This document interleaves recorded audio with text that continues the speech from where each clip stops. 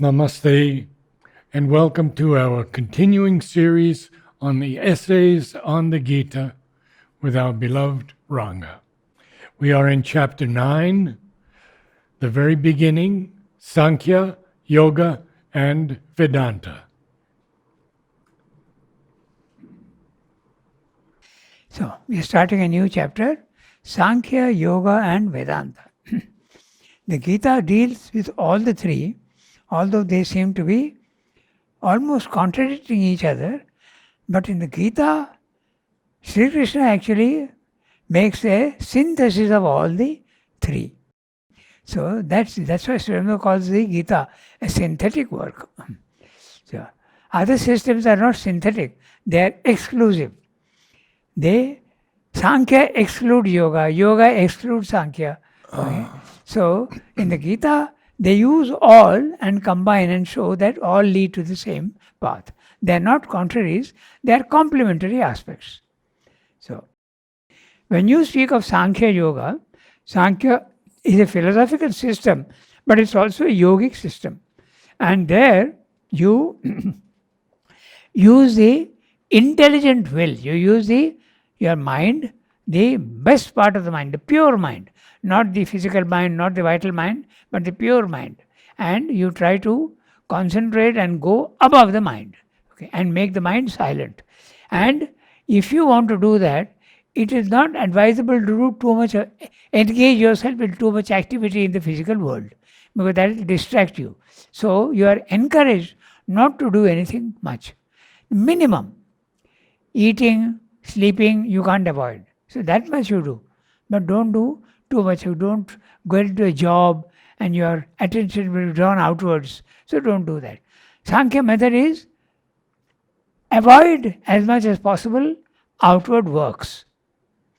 The yoga is exactly the opposite. They say we'll get the divine consciousness, but by doing works. All the works that we are doing, the difference is normal human beings do the works for their own benefit. They do it in an egoistic manner. Whenever you do something, you want to do it for yourself, so that there is a purpose and a motive in which you do. But here in the Karma Yoga, here actually it's interesting because yoga is actually the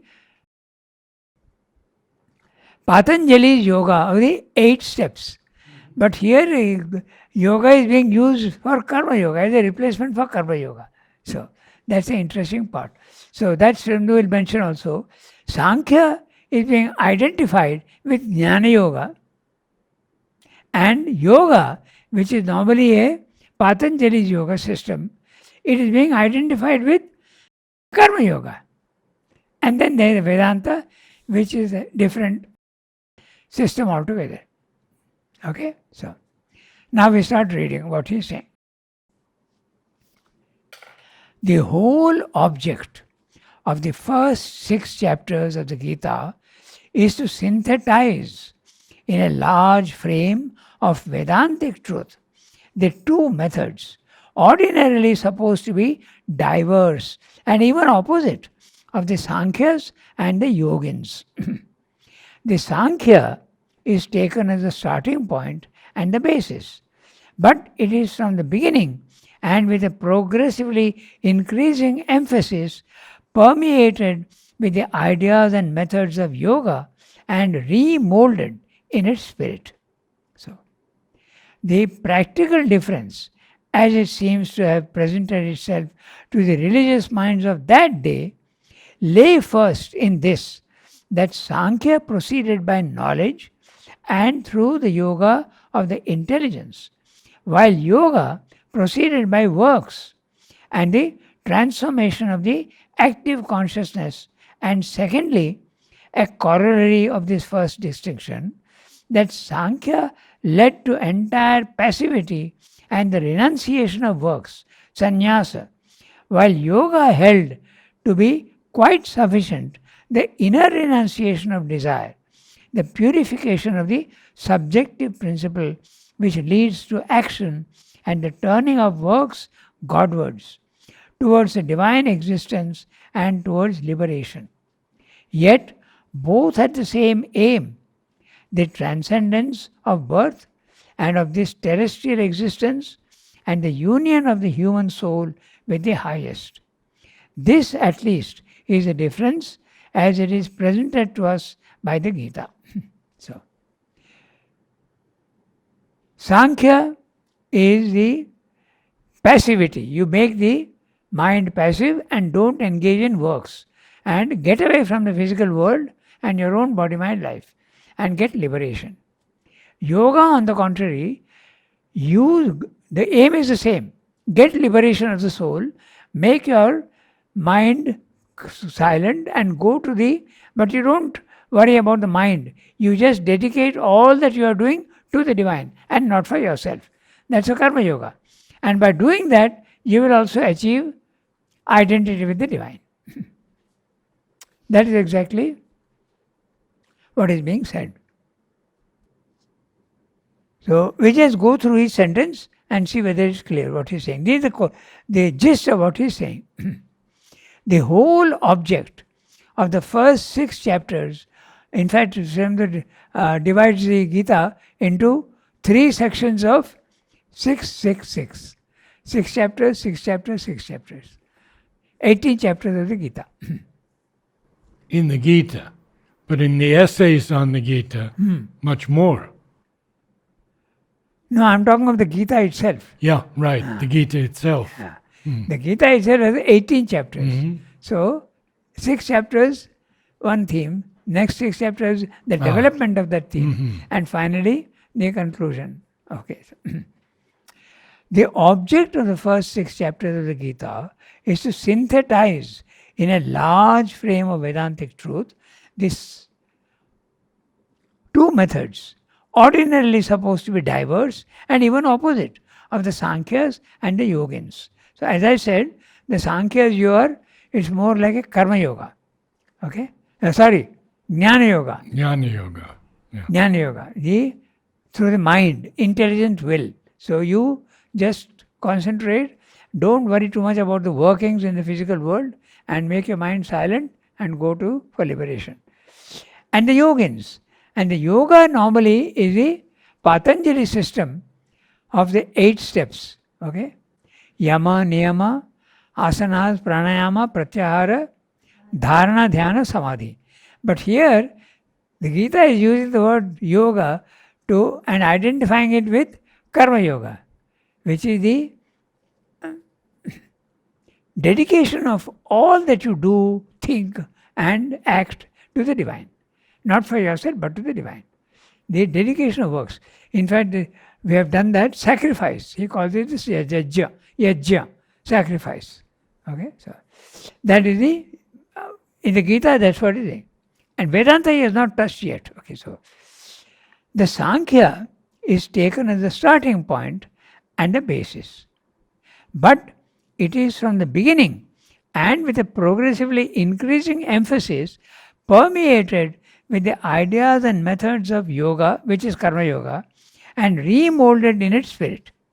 The practical difference, as it seems to have presented itself to the religious minds of that day, lay first in this, that Sankhya proceeded by knowledge and through the yoga of the intelligence, while yoga proceeded by works.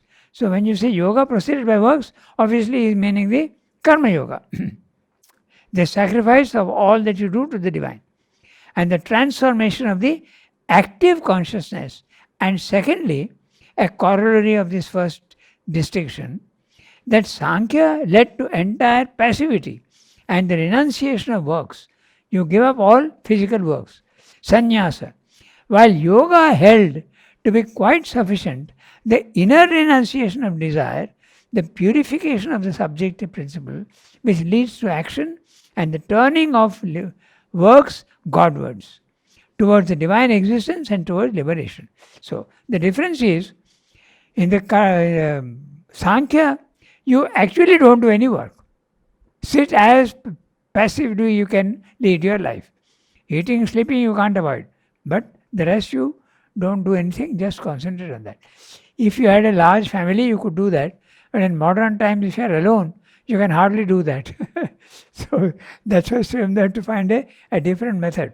Okay, so those days it was all right because in India we had a joint family system. So you are supported in any case. So, okay, then in yoga, karma yoga, it is not necessary to give up the work itself. The physical work you continue to do what you are doing. But you do it for the divine and not for yourself. In other words, yes, you renounce the desire for the fruit of the works. But renouncing desire, not the work itself. Continue to do the work, but without the desire for the success of the work. The fruits of the fruits work. of action. Yeah, fruits of action. Give up that desire for the fruit of the action. That's it. That's enough. That Sri also follows the same method. In fact, they say do works. That is more powerful method. Because if you are passive and you in meditation, your consciousness goes up into samadhi and you realize the higher consciousness, as soon as you start your daily works and the consciousness comes back into the body mind life, you are back to square one. All the desires will come back, all the attachments will come back. Whereas in the karma yoga, you are already doing all works, but you are doing it without the desire. So your consciousness is never going out of the body mind life and going elsewhere. It is already there. So you are only purifying the system. So that's why it is much more powerful. Mother used to always stress on the works. Do the works. She even was a little negative about the meditation part. Yes. Don't pretend to be doing meditation when you are doing nothing at all. You're just sitting and thinking of other things. Better to use that time for work. Go and do some work. But Sri used to say that it is better to keep a small, maybe half an hour, 20 minutes, 15 minutes, 20 minutes, in some part of the day where you sit quiet and try to gather your consciousness and not let it be dissipated. Whereas mother was not too keen on meditation. Of course, she did give meditation in the playground twice or thrice a week. Okay, so, but that was a sort of active meditation because there would be a class and then after the class, a meditation. But she would be putting her force into Yes. everyone there. That is the influence. Big In diff- Synthesis of Yoga, he says Yes. that the teacher works in three ways. Example, the teaching, the example, and the influence. The influence is the most powerful. By just sitting, they are pouring out this knowledge and force and power into everybody, and those who can receive will benefit the maximum. So influence is what they use. Other yogas, gurus also do that, but in integral system, that's the best. When the guru was there. Now you have to use slightly different methods. You have to open yourself to them. Somebody asked Sri Aurobindo, how to open myself? He says, there is no how to it, you just open. You can even think of it, you can also think of it as though your head is opening up, okay, or your heart is opening up. You can even use your imagination. That can help. Or bud to blossom. Yes, yes, exactly. Like that. So, sannyasa. While yoga held to be quite sufficient, the inner renunciation of desire, the purification of the subjective principle which leads to action and the turning of works Godwards. So, the subjective principle is the vital being where there is you have to purify the vital. Don't do anything for the ego, do everything for the divine. So, purification. In purification, reject everything that is negative in you. That's a purification method. Okay? Towards the divine existence, towards liberation. So, liberation is clear. The soul is deep inside your body-mind life and it is subject to body-mind life. But liberation means it shakes off the slavery to the body-mind life and comes out and it is not conditioned by the body-mind life anymore. It stands outside and is not subject to the limitations of the body, the desires of the vital, and the prefixed notions of the mind. It is free of all that. That's liberation. So, yet, both had the same aim, the transcendence of birth and of this terrestrial existence, and the union of the human soul with the highest. This is in the ancient systems, that was the aim. Transcendence of birth. You should not be forced to take birth again. Get liberation. And once you got liberation, you have the choice not to come down into the physical world again. But if you have not realized your soul, rebirth is compulsory. You have to come back and go on working until you realize that you are not the body, mind, life, and you are the soul, and then you have a choice. That's liberation. And terrestrial existence. But in Srirando's yoga, that's only the first part. Once you have found the liberation, now definitely you have to come back here and try to get that consciousness while you are in the body. That's the difference. Others are rejecting the body, mind, life, but you have to bring that higher consciousness into the body. It should be a waking samadhi and not a samadhi in trance. A samadhi in trance is your consciousness has gone out of the body, mind, life, and you enter into a consciousness which is vast and pure and Brahmic consciousness. But now when you open your eyes and you come back into your body, mind, life, that's only a faint memory. But now that has to become active in life. So that's the difference. So I go to the next para. Okay? The last line in this para is, this at least is the difference as it is presented to us by the Gita. Now, the difficulty which Arjuna feels in understanding any possible synthesis of these oppositions is an indication of the hard line that was driven in between these two systems in the normal ideas of the time. At that time, 2000 years ago, the Sankhya and the Yoga were opposite systems. One is saying give up works and the other is saying no, I'll go to the divine through works. Was driven in between these two systems in the normal ideas of the time. The teacher sets out by reconciling works and the yoga of the intelligence. The latter, he says, is far superior to mere works. Now note the word mere works. Okay, so it is better to do the yoga of the intelligence rather than to do mere works. So this is what Sri Krishna tells first to Arjuna. It is by the yoga of the buddhi, by knowledge, raising man out of the ordinary human mind and its desires into the purity and equality of the Brahmic condition, free from all desire, that works can be made acceptable. In the Sankhya system, you can do works afterwards, but once you have got the Brahmic condition, you don't even feel like doing any work. Your consciousness is stabilized in the higher planes of consciousness, level 2. Yet are works a means of salvation. But even works can be a means of salvation. Not in Sankhya, but in Karma Yoga. But works thus purified by knowledge. The works have to be purified by knowledge.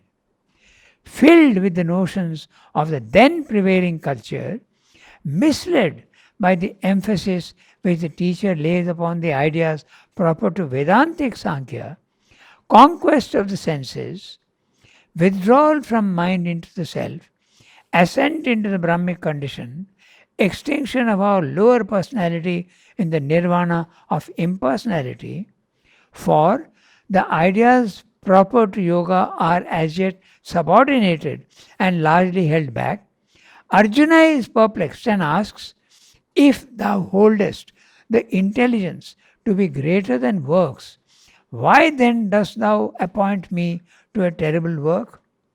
Thou seemest to bewilder my intelligence with a confused and mingled speech.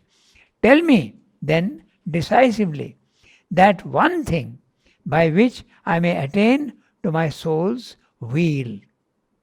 Weal means welfare, prosperity, interest. So, tell me one thing. On the one hand, you are saying yoga is intelligence of the buddhi is better than doing works. And on the other hand, you are asking me to do the most terrible of works, and that's killing my own family members. So, tell me clearly what I should do. Where do most of the teachers of the essays on the Gita fail or misunderstand from Sri Aurobindo's viewpoint? Where do some of them who lecture on the Gita? Oh, that he has said earlier, you are saying the normal misunderstandings of the Gita. The normal misunderstandings of the teachers of the Gita. Oh, but that depends on the individual teacher. Yeah. Yeah, which teacher is saying what. But he does give examples. He says that some of the teachers thought that Gita is only karma yoga. So that's a misunderstanding because it's a synthesis. There are others who say no, Gita is a bhakti yoga path. So that is what some others say no, it's a jnana yoga path. So these are the misunderstandings that are. But Sri Aurobindo says no, Sri Krishna is stressing all the three. He says you must get knowledge, but you must also get love. So, and you must do works also. Good. Thank you. We read the next para. Okay? In answer, Krishna affirms that the Sankhya goes by knowledge and renunciation, the yoga by works. So, the yoga is the karma yoga. It goes to the divine by doing works, whereas the Sankhya goes through knowledge and renunciation of works. Okay, so, but the real renunciation is impossible without yoga, without works done as a sacrifice, done with equality and without desire of the fruit, with the perception that it is nature which does the actions and not the soul. So, but I'll read the whole para. But immediately afterwards, he declares that the sacrifice of knowledge is the highest. All work finds its consummation in knowledge. By the fire of knowledge, all works are burnt up. Therefore, by knowledge, by yoga, works are renounced and their bondage overcome for the man who is in possession of his self. Again, Arjuna is perplexed. Here are desireless works, the principle of yoga, and the renunciation of works, the principle of Sankhya, put together side by side as a part of one method. Yet there is no evident reconciliation between them. For the kind of reconciliation which the teacher has already given in outward inaction to see action still persisting, and in apparent action to see a real inaction, since the soul has renounced its illusion to the worker and given up works into the hands of the master of sacrifice, is for the practical mind of Arjuna too slight, too subtle, and expressed almost in riddling words. He has not caught their sense, or at least not penetrated into their spirit and reality. Therefore, he asks again, Thou declarest to me the renunciation of works, O Krishna, and again thou declarest to me yoga. Which one of these is the better way? That tell me with a clear decisiveness. So, but Sri Krishna has already described this in the earlier chapters. There are two ways of inaction. What is meant by action and inaction? So, if you sit quiet, physically you are inactive. But if your mind is busy planning things. Tomorrow I'll do this, tomorrow I'll do that. That is action. So, Sri Krishna's inaction is, even when you are doing works physically, there is no motivation, there is no initiation of action in the mind. See, the thing is, the words used in the Gita are sarvarambha parityagi. So, whenever you want to do something in the physical world, it starts with an idea in the mind. Okay, I have to do the recording. Okay, that you say idea in the mind. Or I need to buy a new shirt. It's an idea in the mind. And then you do the work. Okay, I need to get a piece of soap for my bath. I have exhausted. It's an idea in the mind, and you go. In the inaction, no ideas and no initiation of ideas come in the mind. Absolutely silent. And you continue to do the work. How? How will you do? That's discussed in great detail also. Is it possible to do any physical work without initiation in the mind? The initiating of action? And Srinath says, yes, there are many. Many actions that we do are like that. What about, he gives the example of sleepwalking. You are actually doing. And when you are sleepwalking, you can even walk on a parapet without falling. So, some works are possible without desire and without action, without initiation in the mind. And then who is going to get you your soap and your new shirt? The divine will arrange for that. That needs surrender. It's difficult to imagine that, but that is actually the ideal in the Gita. Surrender yourself to me entirely, leave everything to me. Whatever you need, I will provide. We have seen it happen in the ashram continually. Of course. Yes. And it can also happen gradually. Okay? In the beginning, there are. But then you realize that you should not wish for anything, you wait. If you really need it, you'll be surprised to see that things come by themselves. Sometimes, if you need money for a certain thing, and you don't make any action but ask mother, sometimes the exact amount comes. It is stunning. It does happen. Neither more nor less. So, that is the difference which Arjuna is not able to grasp. So, in the Gita says, the man who sees action in inaction and inaction in action is a wise man. So, in other words, if I am sitting quietly, I am inactive. But the wise man will see that I am acting in the mind, very busy. I am planning desires in the vital. I am not inactive. Physically, I am inactive. So, the one who sees action in inaction, he is the wise man. But the one who sees inaction in action, I am doing all the physical work, but there is no initiation in the mind, no desires. He is a real yogi. So, that is what Arjuna is not able to grasp. So, Srinath is saying that he has already spoken about it earlier. So, O Krishna, again thou declares to me yoga, tell me with a clear decisiveness, which one is the better? Should I do work or should I not do work? Oh. So, the answer is important, for it puts the whole distinction very clearly and indicates, though it does not develop entirely, the line of reconciliation. Renunciation and yoga of works both bring about the soul's salvation. But of the two, the yoga of works is distinguished above the renunciation of works. He should be known as always a sannyasin, even when he is doing action, who neither dislikes nor desires.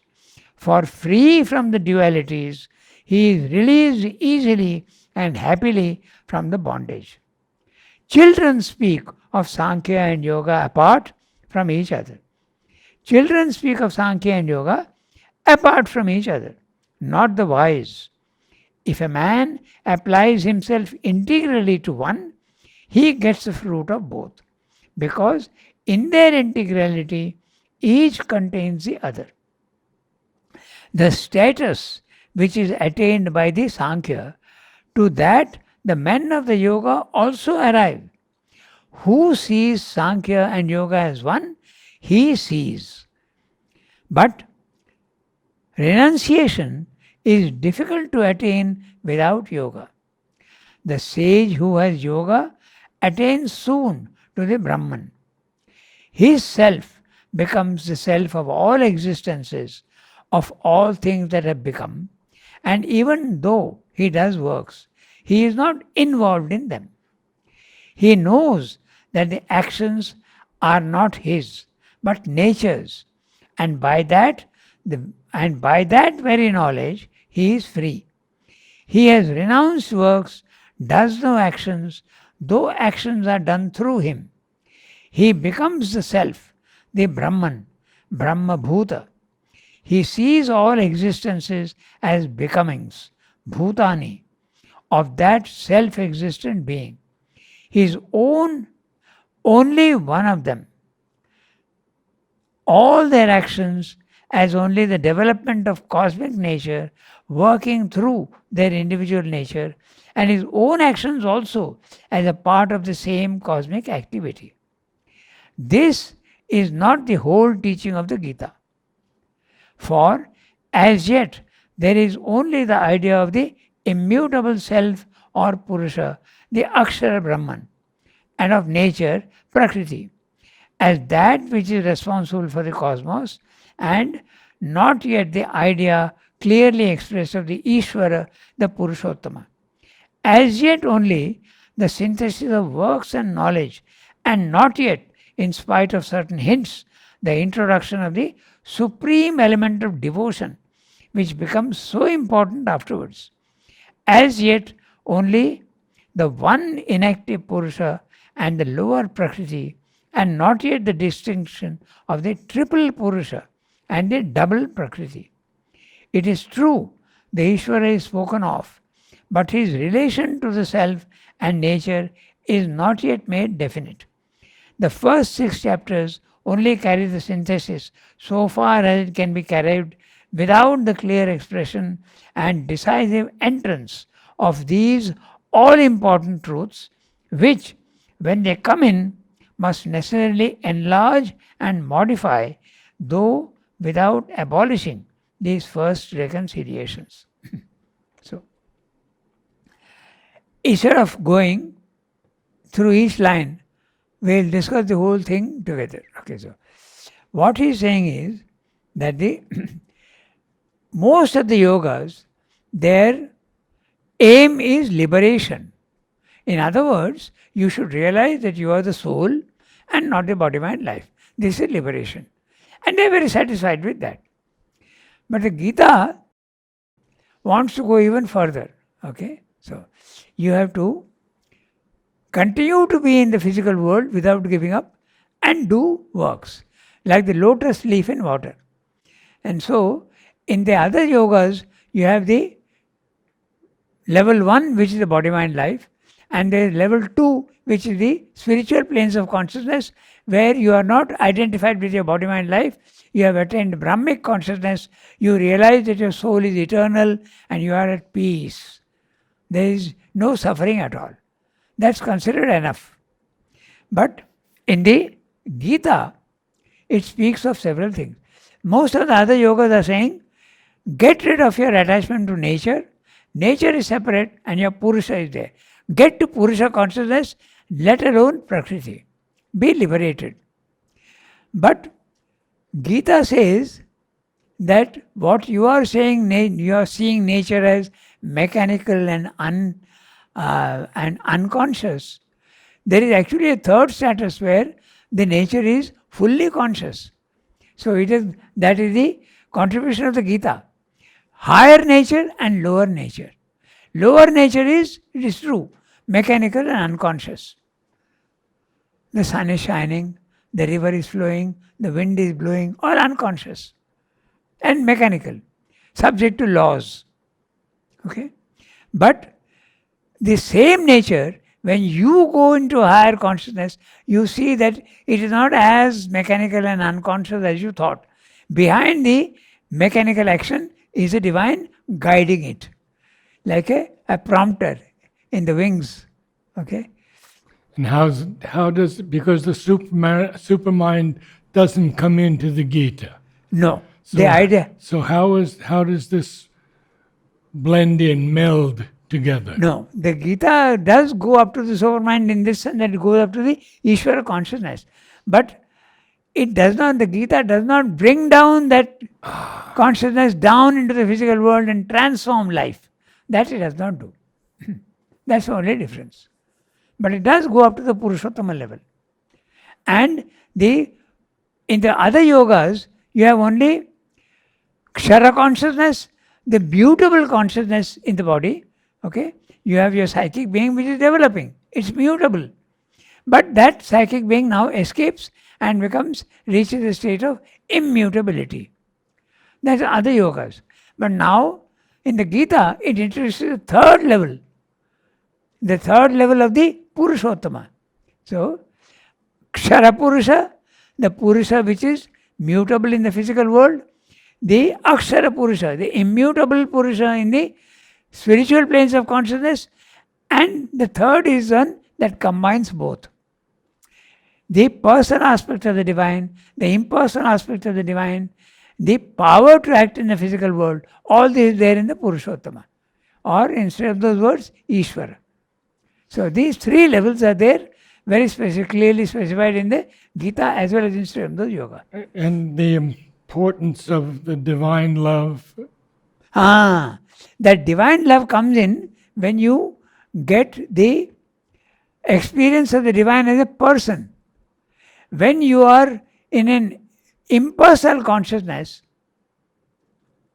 you have knowledge, but usually not love. Who are you going to love? There is nothing. So, but even that is possible. Even that is possible. Okay? There is bliss. And bliss also can be love. Okay? So, that is possible. But that's a different thing. But normally, so the Gita is speaking about the introduction of the devotion aspect and love for the divine in the Purushottama, where you experience the person aspect of the divine. In the liberation, there is no person aspect of the divine. It's impersonal. You are in a consciousness which is infinite. Calm, you have knowledge, you have peace, but nobody is there. No God, nothing. So that's the difference that he is talking about here in this paragraph. Thank you, Ranga. Okay. Namaste all. Tomorrow night we have Savitri at 6 o'clock.